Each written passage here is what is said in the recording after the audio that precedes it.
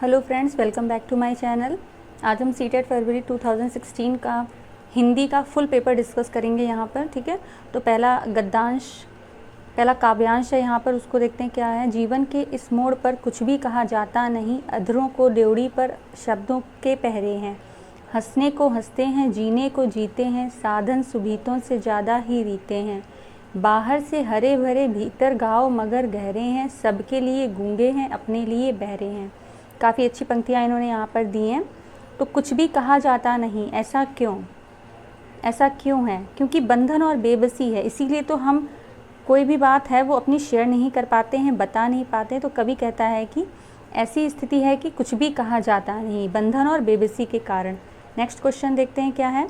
कविता की पंक्तियों में मुख्यतः बात की गई है कुछ भी ना कह पाने की विवशता की। ठीक है, जीवन के इस मोड़ पर कुछ भी कहा जाता नहीं, मतलब इस तरह की बेबसी है कि वो कुछ भी नहीं कह पा रहा है। रीते शब्द से भाव क्या है? खालीपन।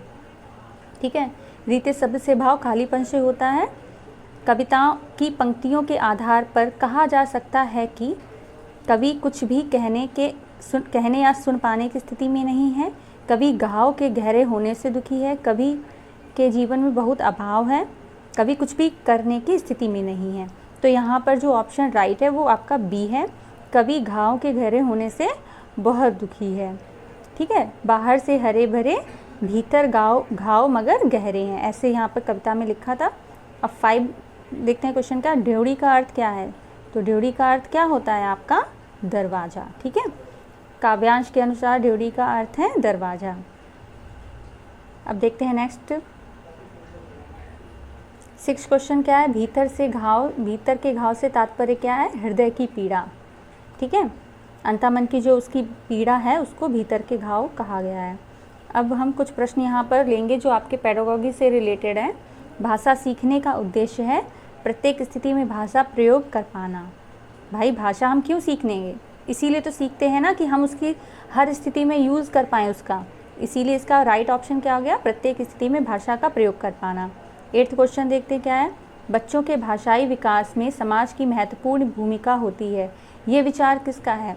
समाज सांस्कृतिक सिद्धांत किसका है? वाइगॉत्स्की। ठीक है, जहाँ पर भी समाज की बात आए, संस्कृति की बात आए, तो हम वहाँ पर किसको लेते हैं? वाइगॉत्स्की को लेते हैं। ठीक है, 9 है विद्यार्थियों का भाषाई विकास समग्रता से हो सके, इसके लिए सबसे उपयुक्त अनुशंसा होगी भाषा प्रयोग की विविध अवसरों की।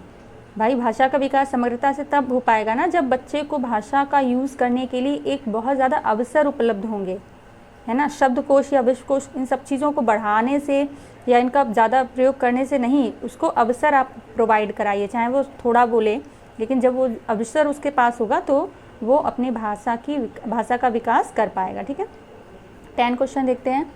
लिखित भाषा का प्रयोग अपनी अभिव्यक्ति के लिए किया जाता है। लिखित भाषा का प्रयोग क्यों करते हैं? अभिव्यक्ति के लिए करते हैं। ठीक है, 11 क्वेश्चन देखते हैं क्या है। भाषा की कक्षा में भाषाई खेलों का आयोजन मुख्यतः क्यों किया जाता है? रोचकता और जोश लाता है। ठीक है, रोचकता और जोश लाने के लिए भाषाई खेलों का आयोजन किया जाता है। कविता कहानियों पर चर्चा करने एवं प्रश्न पूछने का उद्देश्य है कल्पनाशीलता का पोषण करना मात्र। ठीक है, कविता कहानियों की इसीलिए यूज़ किया जाता है क्लास में कि बच्चे अपनी कल्पनाशीलता को बढ़ा सकें। 13 क्वेश्चन देखते हैं क्या है। भाषा का अस्तित्व एवं विकास के बाहर नहीं हो सकता। किसके बाहर नहीं हो सकता? समाज के बाहर। भाषा समाज से ही उत्पन्न होती है। बच्चा समाज में ही सबसे पहले अपने परिवार से और आसपास के समाज से, वातावरण से सीखता है। 14 है किसी समावेशी कक्षा में कौन सा कथन भाषा शिक्षण के सिद्धांतों के अनुकूल है? समावेशी शिक्षा कौन सी होती है कि उसमें हर तरह का बच्चा, प्रतिभाशाली बच्चा, पिछड़ा वर्ग, हर तरह के बच्चे उसमें समाहित हों, बच्चे उसमें हों। ठीक है, तो इसका बी ऑप्शन राइट है। बच्चे अपने अनुभवों के आधार पर भाषा के नियम नहीं बना पाते हैं। ठीक है, अब देखते हैं 15 क्वेश्चन क्या है। प्राथमिक स्तर पर विद्यार्थियों के भाषा शिक्षण के संदर्भ में कौन सा कथन सही है? तो इसके लिए हम सारे ऑप्शन पढ़ेंगे। सतत रूप से की जाने वाली टिप्पणियाँ एवं अनवरत अभ्यास भाषा सीखने में रुचि उत्पन्न करते हैं। बच्चे समृद्ध भाषिक परिवेश में सहज रूप से स्वतः भाषा में सुधार कर सकते हैं। बच्चों की भाषाई संकल्पनाओं और विद्यालय के भाषाई परिवेश में विरोधाभासी भाषा सीखने में मदद करता है। डी है आपका, बच्चे भाषा की जटिल और समृद्ध संरचनाओं का ज्ञान विद्यालय में ही अर्जित करते हैं। ठीक है, घर में क्या होता है कि नॉर्मल प्राथमिक स्तर पर बच्चा छोटी छोटी चीज़ें अपने घर पर सीखता है, छोटे शब्द सीखता है, बट जब वो स्कूल जाता है, विद्यालय जाता है, तो वहाँ की भाषा की जो जटिल और समृद्ध संरचना होती है वो स्कूल में आकर सीखता है। 16 देखते हैं, क्वेश्चन नंबर 16 देखते हैं। प्राथमिक स्तर की कक्षा में भिन्न भिन्न प्रांतों के अलग अलग भाषा बोलने वाले बच्चों का नामांकन हुआ है। ऐसी स्थिति में भाषा की कक्षा बच्चों के भाषाई विकास के संदर्भ में जटिल चुनौती के रूप में सामने आती। ठीक है, अवरोध प्रस्तुत नहीं करती है, बहुत बड़ी समस्या नहीं होती है, अनमोल संसाधन के रूप में भी कार्य नहीं करती। ठीक है, तो इसके इन चारों ऑप्शन को जब हम देखते हैं तो आपका जो ए ऑप्शन है वो सबसे सही है। 17 क्वेश्चन देखते हैं। पहली कक्षा की भाषा अध्यापिका अपने एक विद्यार्थी के भाषाई विकास के संबंध में चिंतित है, क्योंकि विद्यार्थी पठन पाठन में रुचि प्रदर्शित नहीं करता, विद्यार्थियों को घर पर बात करने में बहुत कम अवसर मिलते हैं, विद्यार्थी के माता और पिता की मातृभाषा अलग अलग है, विद्यार्थी अपने विद्यार्थियों से बहुत झगड़ा करता है। तो इसके लिए क्या है, हमने अभी बात की थी कि परिवेश होना बहुत ज़रूरी है, उसको अवसर मिलना बहुत ज़रूरी है। तो अगर एक बच्चे को अवसर नहीं मिलेंगे बात करने के, तो वो अपनी भाषा का विकास नहीं कर पाएगा, इसीलिए उसकी अध्यापिका चिंतित है। ठीक है, 18 क्वेश्चन देखते हैं। बच्चों के बोलना सीखने के संदर्भ में कौन सा कथन सही है? सभी बच्चों को बोलना सीखने की गति एक समान होती है। बड़े परिवार में बच्चों को बोलना सीखने की गति तेज होती है। निर्धन परिवारों में आए बच्चों की बोलना सीखने की गति धीमी होती है। नंबर डी है, कहने सुनने से अधिक अवसर मिलने पर बच्चे बोलना सरलता से सीखते हैं। तो अभी हम ऊपर भी बात कर चुके हैं ना कि अवसर मिलना बहुत ज़रूरी है भाषा के संदर्भ में। ठीक है, 19 क्वेश्चन देखते हैं क्या है।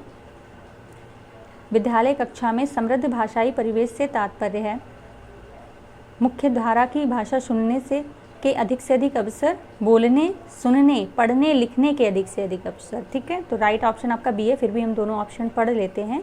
एक से अधिक भाषाओं के शब्दकोश की उपलब्धता, अध्यापक को एक से अधिक भाषाओं की जानकारी। तो अध्यापक की ज़्यादा जानकारी से बच्चों को फ़ायदा ज़रूर मिलता है, बट अभी हम यहाँ पर बात सिर्फ बच्चे की कर रहे हैं, तो उसको अवसर मिलने चाहिए। ठीक है, अब हम 20 क्वेश्चन देखते हैं। अपने विद्यार्थियों की भाषा संबंधी क्रमिक विकास का आकलन करने के लिए आपकी निर्भरता मुख्य रूप से किस पर है? पोर्टफोलियो के अवलोकन पर, मौखिक कार्य करवाने पर, गृह कार्य या कक्षा कार्य? तो मौखिक कार्य, गृह कार्य, इससे रिलेटेड मतलब ये चीज़ ज़्यादा वैलिड नहीं है। आपका ए ऑप्शन जो है वो ज़्यादा अच्छा है, तो हम ए की तरफ जाएंगे। 21 देखते हैं। आपके विद्यार्थी पाठ में आए नवीन अपरिचित शब्दों के अर्थ जान सकें, इसके लिए आप क्या करेंगे? पाठ के अंत में दिए गए शब्दार्थ देखने के लिए कहेंगे, शब्द को देखना सिखाएंगी, शब्द का अर्थ लिखकर बताएंगी। तो ये तीनों ऑप्शन आपके सही नहीं हैं। पाठ के संदर्भ में अर्थ समझने की स्थिति पैदा करेंगे। ठीक है, जब बच्चा अर्थ अच्छे से समझने लगेगा तो वो ज़्यादा से ज़्यादा शब्दों से परिचित हो जाएगा। 22 देखते हैं। अब 22 क्या है? आपका गद्यांश है। तो गद्यांश पढ़ने से पहले क्या करते हैं, हम थोड़े से जो क्वेश्चंस हैं उनको देख लेते हैं ज़रा। क्वेश्चन क्या कह रहा है? मीना और रमेश हैं परस्पर। मीना और रमेश क्या हैं? और रमेश ने मीना की पिटाई की क्योंकि वह, भाई क्यों पिटाई कर दी, चलिए देखते हैं यहाँ पर। तो माँ कहती है रमेश मीना क्यों रो रही है? रमेश कहता है मैंने चांटा मारा था, मुझे पढ़ने नहीं दे रही थी। क्यों पिटाई की? क्योंकि वो उसको पढ़ने नहीं दे रही थी। माँ लेकिन तुम इस समय क्यों पढ़ रहे हो? यह भी कोई पढ़ने का समय है क्या? आजकल पढ़ाई 24 घंटे की हो गई है।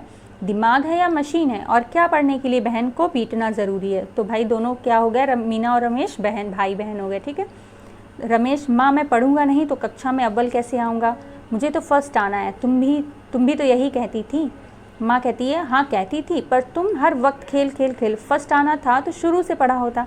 अब जब परीक्षाएं सर पर आ गई हैं तो रटने बैठे हो।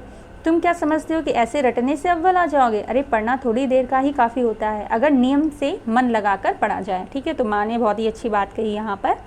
तो रमेश देखते क्या कहते हैं, अब रहने दो माँ, मैं आज बोलने भी नहीं जाऊँगा, खेलने भी नहीं जाऊँगा, क्योंकि कोई आए तो मना कर देना। अब मुझे पढ़ने दो। अकबर का जन्म अमरकोट में हुआ था। माँ अकबर का जन्म जहाँ भी हुआ हो, तुम्हारा जन्म यहीं हुआ है और मैं तुम्हें रट्टू तोता नहीं बनने दूंगी। पढ़ने के समय पढ़ना और खेलने के समय खेलना अच्छा होता है। ठीक है, तो माँ ने यहाँ पर काफ़ी अच्छी बात कही कि एक दिन के पढ़ने से आप फर्स्ट नहीं आ जाएंगे, आपको निरंतर पढ़ाई करनी है। तो मीना और रमेश हैं परस्पर। क्या है मीना और रमेश? परस्पर भाई बहन हैं। पैराग्राफ पढ़ने से यही फ़ायदा होता है कि क्वेश्चन अगर आप पहले पढ़ लेते हैं तो पैराग्राफ में आसानी से उनको देख सकते हैं और आप अपना टाइम भी बचा सकते हैं।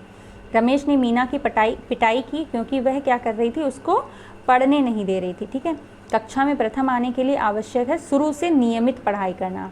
ठीक है, देखिए अब यहाँ पर क्या हो रहा है कि हमें बार बार पैराग्राफ देखने की ज़रूरत नहीं पड़ रही।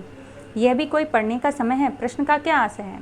प्रश्न का आशय है वह समय पढ़ने का नहीं है। ठीक है, अब देखते हैं नेक्स्ट क्वेश्चन क्या है हमारा। जो शब्द शेष से भिन्न हो उसे छांटिए। परीक्षा, प्रथम, फर्स्ट, अव्वल। तो यहाँ पे परीक्षा है वो भिन्न है क्योंकि प्रथम, फर्स्ट और अव्वल ये तीनों ही एक हैं, समानार्थी हैं।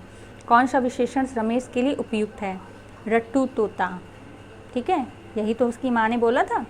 पर तुम का भाव है, पर तुम का मतलब क्या है? पर तुमने ध्यान नहीं दिया। ठीक है, अकबर का जन्म कहाँ हुआ? अमरकोट। देखिए एक बार पैराग्राफ पढ़ा और अच्छे से सारे क्वेश्चंस हो गए, तो यही है, आप पैराग्राफ को पहले ही अच्छे से समझ लीजिए।